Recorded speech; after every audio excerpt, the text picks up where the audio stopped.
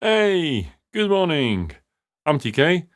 It's 9:45 and this is Coach on the Rocks. Lovely to see you.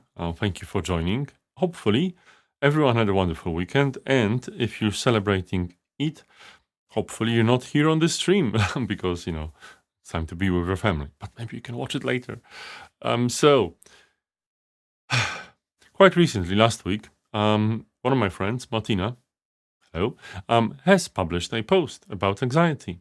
And I wanted to talk about it a bit because today's episode is about the anxiety of a job hunter and how yourself, as a hiring manager, as a member of a people team, or maybe a recruiter, can actually make it better.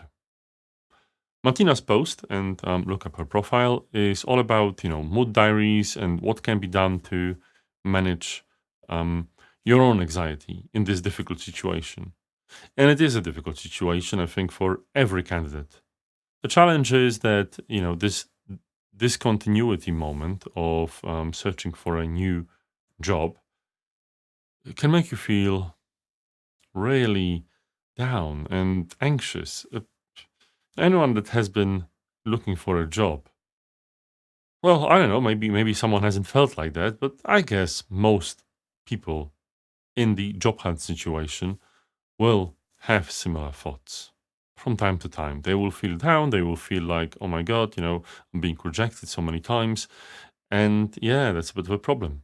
In fact, I know people starting businesses not to have to, to go through it again. Sometimes I say that my life's mission is not to update my CV ever again.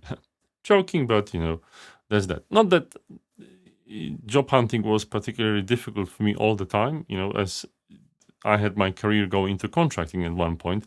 I just got used to it and I had good systems and so on, as I think Martina does. But the question is, if you're an HR, if you're a hiring manager or a recruiter, is there anything that you can do not to be cruel to people and cause them anxiety unnecessarily? Now I understand.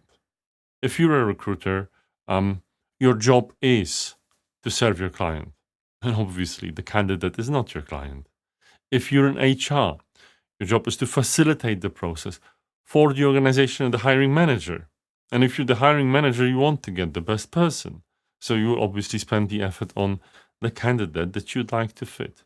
But there are some small things that you can definitely do, which is, I think, to be honest. Now, I don't want to say all recruiters are dishonest. I'm sure there's some honest ones, and I've met one or two, and I've heard about more. But unfortunately, in the industry,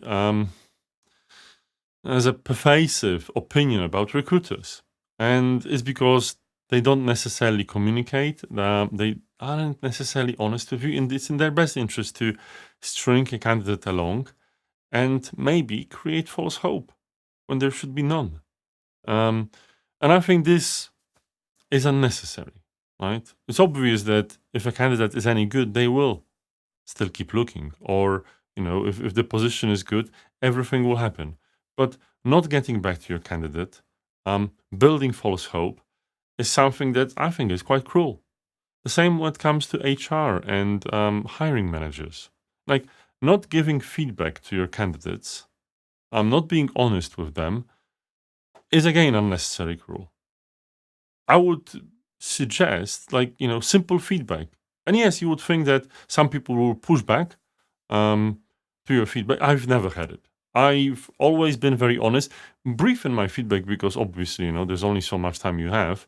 And just let people know. Let people know immediately if you reject them, or let people know that, okay, they're in this pool, but there are other candidates and, we're still looking. It theoretically doesn't cost much. You might feel that as a hiring manager or HR, you put yourself in a disadvantageous position, but yeah, it's just being a good human being. And for all candidates, I think it's just important to understand how it all works, how it's a numbers game, where people's interests lie.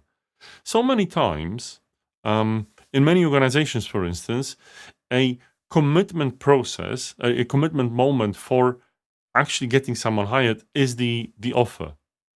more often than not, you would find that just because a job advertisement has gone out, the position might not exist. I mean, the hiring manager might want it to exist, but maybe there is no approvals, or the process is actually quite far behind. And only when you get an offer, someone needs to, and because it's a legal commitment, someone will need to have approved it.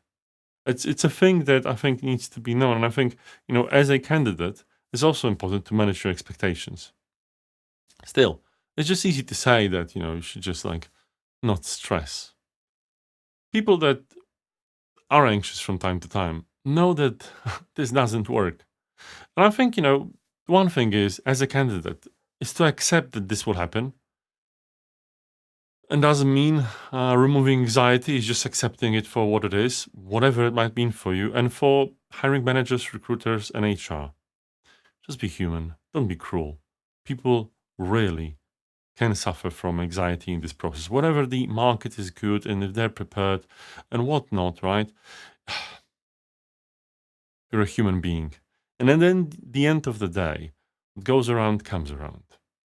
With that being said, I hope that everyone that's hunting for work and has this green wonderful ribbon on their LinkedIn profile will find great places for themselves. And hiring managers will also find great people, because it's actually equally hard. But maybe that's another episode of Coach on the Rocks. But for now, looking forward to seeing you tomorrow at 9:45 a.m. for our usual chat. Thank you, and bye-bye.